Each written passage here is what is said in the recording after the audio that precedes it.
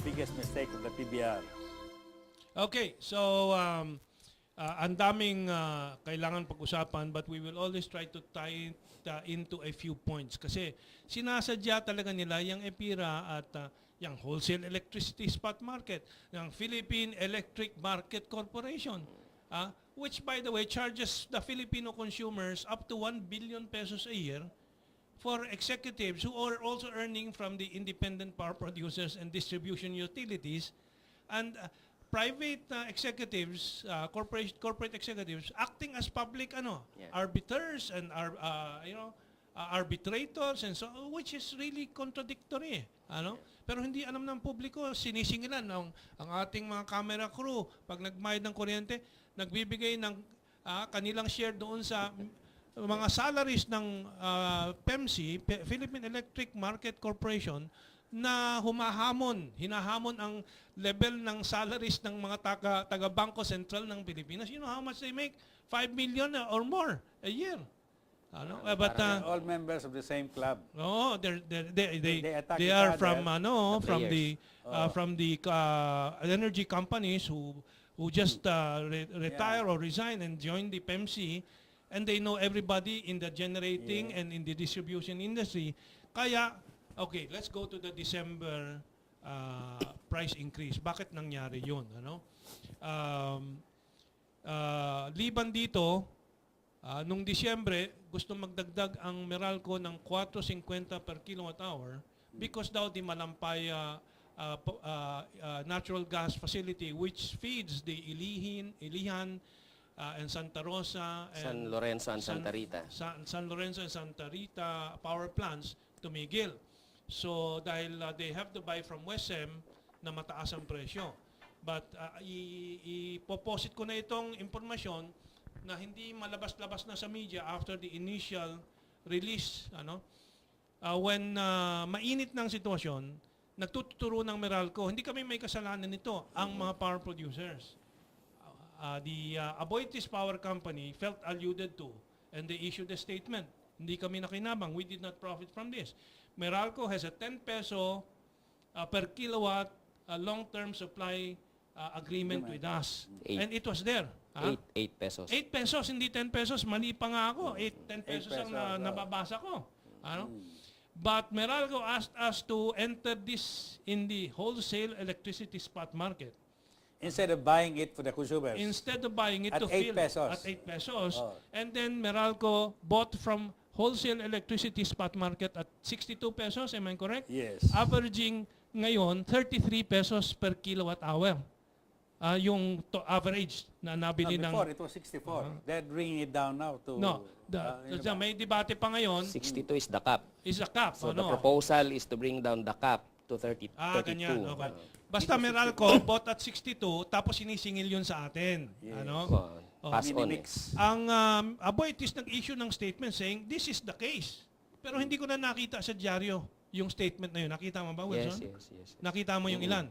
Pero I did not find it again. They did not elaborate on it. They did not define it or Ay, ang dami ng twist ngayon tungkol dyan. Ang dami ng twist. Mga latest? Ganito. The last Senate hearing under Serge Susmeña, kung napanood nyo, nabasa nyo sa mga dyaryo, ang sinisisi na is Damalaya. Power plant. Na hindi dinispatch ng PISAM, hindi dinispatch ng DOE. That's 650 megawatt na planta. So parang lumabas na sa mga balita na ang may kasalanan ng lahat ay ang gobyerno kasi hindi pinatakbo itong reserve unit na nandyan lang naman available. Diesel-fired. Yeah, diesel-fired. Oil-fired na ito. Nangangamba kami na bakit dito na nauwi ang diskusyon. Nakalimutan yung pollution, nakalimutan na ang may kasalanan dito.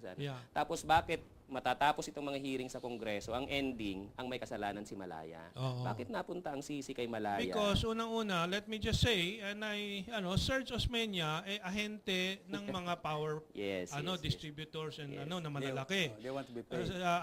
In-law siya ng mga Lopez who still have around 3 or 3.5% in Meralco. They have to be paid by Meralco for that. So si Serge Osmeña, dediretsuhin ko, was working for the oligarchs and against the public interest and has always been the gatekeeper of the Lopezes. Walang hiyayang Serge Osmeña posing as a public servant. He is not a public servant. Agree ako dyan. Serge Osmeña, i-libel mo ako sa mga sinasabi ko. Hinahamon kita. So we can bring this to court. Agree ako dyan. So, let's go back, no? And then, by the way, sa Kongreso naman, si Dina Abad, at si Butch Abad dati ang tagabantay sa Energy Committee ng Kongreso. At ngayon, yung customsman na si Umali ang tagabantay dyan. Kunwari, for reform of EPIRA. Kunwari lang yan. Can anybody from customs be a straightforward person? No. Ikaw din, Umali. Hamon ko. Magdebate ka dito. At anyway, Wilson, nagagalit na naman ako eh. Wilson, go ahead. Tuloy ko lang yung kwentong Malaya. It's a height of stupidity for Congress to end up their investigations blaming Malaya for the mess itong shutdown ng Malampaya gas. Uugod-ugod na planta ito for decommissioning na ito. So pwede nang ibenta ito at scrap value dahil nga wala na 20 years old na ito. And the reason why, which is reasonable, Pisam said, we do not want to run this. Mahal ang kuryente diyan. Dugi. And yan, pupunta na naman sa utang ng publiko, sa universal charge, universal debt, stranded debt. And nandyan ang script. So, naghahanap ngayon ng masisisi, sino ang sisisihin, sino ang Gobyerno na naman ang gusto nilang sisihin. Avoid blaming the private power, kasi nga, questionable na yung IPIRA, di ba? Maghanap tayo ng masisisi, si Malaya yan. And si Serge Osmeña ang nangunguna sa pagpihit nito sa ibang totoong iba sa totoong dahilan. At ang totoong dahilan, market manipulation ng mga may pangil. Tulad ni Pangilinan. Sisihin mo ang Malaya, which is 650 megawatt. Ang daming nag-simultaneous shutdown na malalaking planta. Pagbilao, Suwal, Masinloc. So that's more than 2,000 megawatts. Do you think you would have 4 or 5 plants shutting down at the same time? Assuming that it was an accident. But still, it would have been cheaper for the government to run Malaya and sell it to Meralco at 12 pesos. That's right. Than 64 pesos. Very good point. That is part of the conspiracy of all these players, but now they are using it as a scapegoat. Para kasalanan ng gobyerno, and now they have the gall to say that the money of Malampaya is going to be used to pay the oligarchs. Yung pera dapat ay para sa mga bagong development. So, bakit hindi nilang ibigay ang Malaya sa Meralco? So, I'm going to ask our legal advisor. As if they are the owners already of that Seeing business. the conspiracy, pwede bang mag-build ng case given the fact that conspiracy is the most difficult to prove? Di ba? Well, yes, I agree. Conspiracy is quite hard to prove, but you can prove it by the circumstances, circumstantial evidence as we call it. I just don't know how the judges will appreciate it. But I believe we have a good chance of showing them that there is conspiracy going on. Okay. Can I talk about a very important I was just about to say is wagging his finger again. So I have to go to him. The first conspiracy is when ERC gave the clearance to increase the asset base of Meralco from 48 billion to 96 billion. In what year? This is in 2006. Kasi ang asset base, yung binabasihan ng kikitain ng Meralco. Ng lahat ng singil sa atin. Lahat ng singil. That is 90% of the business. That is where our problem is coming from. Noon, sa 2006, ang kinakita ng Meralco ay 12% over 48 billion pesos. That was the historical cost of Meralco. Yun ang kapital nila. Okay. Ang problema lang, paglipat nila sa performance-based rate In 2006, so. in June of 2006, ang value ng Meralco ay 48 billion. In July of 2006, June to July lang. oh, one day lang, 1 month One- lang. One month. Oh. Okay. No, June 30, it was 48 billion. Okay. In July 1, July 1, one isang day. araw lang, Oo. na-increase ang value by 50 billion pesos. Then, ang kinikita ng Meralco is, instead of 12% of 48 billion, starting July 1, it became 17% of 96 billion. At paper increase of 50 billion pesos. Remember this, 50 billion. Walang isang sentabo na dinagdag ng Meralco sa Kapital niya. kapital nila. Paper increase. And that is what we are suffering from ever since. That's why I am telling the Department of Energy and ERC and the congressmen and all the senators, yan ang hindi nila naintindihan. Oh, pero Jojo, baka naintindihan nila. That's why I will ask Wilson to recap yung simula ng EPIRA. How did EPIRA start? It was railroaded. 2001. No Oh. consultation. Yung Hindi naman, medyo mahaba ang gestation period bago na ipasa ang IPIRA dahil nga from the Omnibus from Power Bill. the Omnibus Power Bill, and of course the hard debate during the period of FBR, ERAP, and finally with Gloria. Kaya nga kailangan pa ng payola para ito maipasa. In other words, they distributed 500,000 per congressman Yes, para yes. mapasa. And don't forget, when you talk about conspiracy, hindi lang local yan. World Bank and World Bank, and the ADB nagbitin ng $800 million standby loan na para pirmahan ni Gloria Arroyo. And please tell us yung pakiusap ni Gloria sa kilusan ninyo noon. Nakiusap si Gloria, presidente na siya noon, na give IPIRA chance. The usual na pakiusap ng mga na major policy reform niya ito. So therefore, pagbigyan natin kasi ang pledge niya, pangako niya, bababa ang presyo ng kuryente. Siguro, panahon naman na dinadalaw ngayon ng presidente, baka maisipan kong dalawin si Gloria sa Veterans Memorial para tanungin lang, ma'am, anong nangyari dun sa pangako nyo na kapag pinasa ang IPIRA, ay bababa ang presyo. That's right. At least malaman man lang natin ang sagot ngayon. At least umamin siya sa totoo na pinilit siya ng dayuhang interest na ito ay ipasa or else parang kay si ERAP, pababagsakin din siya. Kaya nga, Diba? pwede ko siyang puntahan hindi para Puntahan mo na. And then, pupunta ako invite sa you kanya again. hindi para makipagsimpatya sa kanya kundi para tanungin siya tama That's ba right. Oo. yung IPIRA. Okay. Pero pwede na nating i-focus siguro yung discussion to what the DOE consultations. That's Tama naman yung focus ng DOE consultations. Okay. It's about price, it's about reasonable price, and it's about reliability of supply. Yun mismo But yung remember, focus. I don't agree to reasonable price. Walang benchmark yun eh. We will always go back to Yeah. least cost. Yeah, yeah. Always go back to Yeah. least cost. Yeah.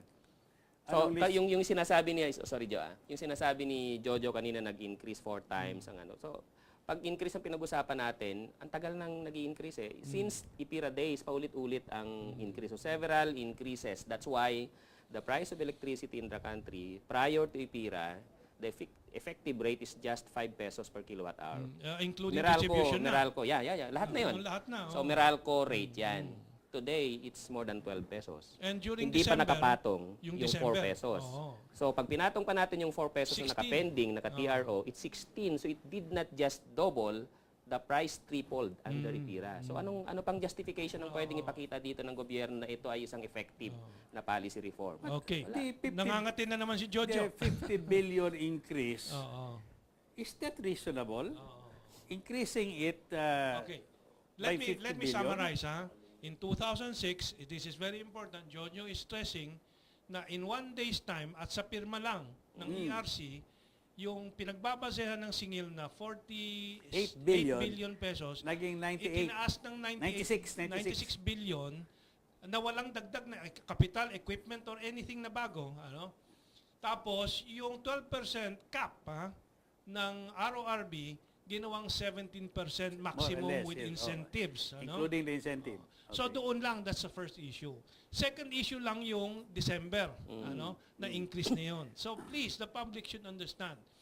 Now, so that means in 2006, nag-100% na overprice, plus mga dagdag na 40% doon sa rate base na Okay. overprice. Yes.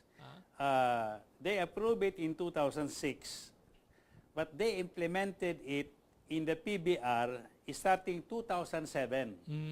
Starting 2007, from 96 billion, they rolled it forward to the additional values and implemented it for the increase plus a certain amount na ng asset ng Meralco, naging sobra pa. So, the root of the sudden massive increase was the revaluation of the value of Meralco. Then, Okay, since that's then, after that, nagdagdag. Hindi pa diyan nasasama yung expose mo, Yung overprice pa overprice of transformer 500%, to 942%. overprice of poles by 942%. Which di they ba? did again. This is a decision of ERC 2013 na Meralco already admitted that the price of transformers from 109 million, it went down to 61 million. Nahiya sila. But we still contested it because the real price of 83 MVA transformer is only 25 million. Okay? Akala ko, inakaso na, hindi pa natapos yung kaso kasi kwene-question namin. That was 2012. But now here is a sneak attack. I consider, I just was browsing at the internet. Nakikita naman ako ng approval. Sa website ng ERC. Oh, sa website ng ERC, that it is supposed to be affecting 129, including yung mga customers ng Meralco, mga municipalities and subquan, signed by them, October 29, 2013, approving the purchase of transformers over 100 million when it Okay. should be only 25 billion. Sabi ko, nagbibiro ba itong ERC? Okay, and that was signed by Saturnino Juan? This is signed by Sinaida all Dugot, the commissioners. Commissioner Nun, Yap Taruk, and Asirit. Oo. So, these people now are involved in a transaction that is overpricing and passing on Okay. to the consumers Where we have our last few minutes. In almost fact, 800 million. in the last discussion we had on electricity, we showed the graph submitted by sent to us by Melchor Magnamo, showing the family links also of the new commissioners sa ERC with Almendras, with the Aboitis, and so collusion yan of a massive scale, siguro involving 100, 200 people. That is how I figure it. Nakakalat yan sa ERC, Kongreso, the oligarchs companies. That's why nilalagay yung anak ni nagaling sa IMF, ni Abad sa presidential management staff and so on. So that's how they operate. Anyway, we have our last few minutes. What are the essential things from the three guests that we must remind the public of? I'll start with Attorney Tubera. Anong mga legal points that the public should understand?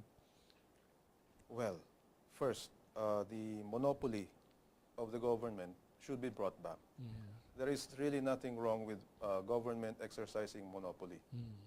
What are the advantages? We can examine the government. Yes, we and can you can- open it You books. can bring them to courts in case they commit graft and corruption. Unlike the monopoly exercised by private individuals, you cannot bring them to court unless you examine their papers first. And there are laws prohibiting monopolies by private individuals. Meron ba tayong antitrust? We have a provision in the revised penal code, monopolies against restraint of trade. But they will say this is not a monopoly kasi may iba-ibang mga players. Well, that's a matter of opinion. You could show the monopsony or oligopoly. Yes. Pwede rin, no? Hindi Okay. oversight OI, freedom of information, yung Meralco. Wala pang law na yon. Wala pa yung If that law is passed, Well, they are exempted. we'll go on. We have the last few minutes. So anything else na importante? In my opinion, it is only the president who can fix this twisted situation. At the moment. He should not care about whether he is authorized by law or anything. The only concern that he should be worried about is the common good. That's right. Oo.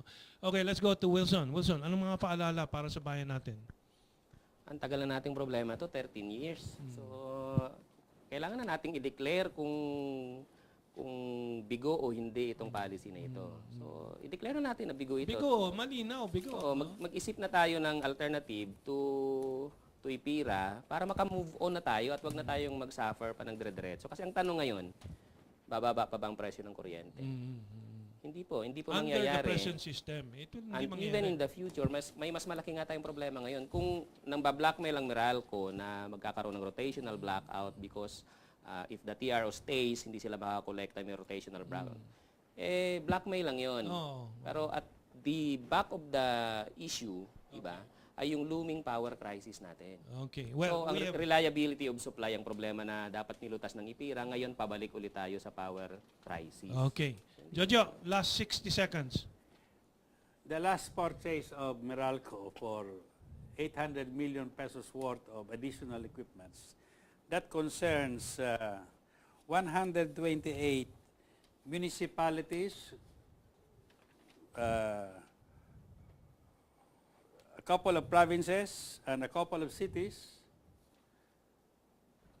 That decision affects these people.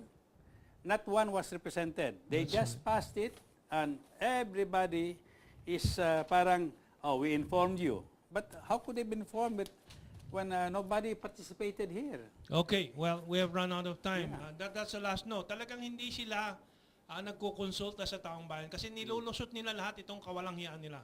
Ano? So, let us drive the wooden stake in the hearts of those with all these pangils, these vampires, and end this haunting of our nation. Mabuhay po and have a good weekend. So, thank you very much.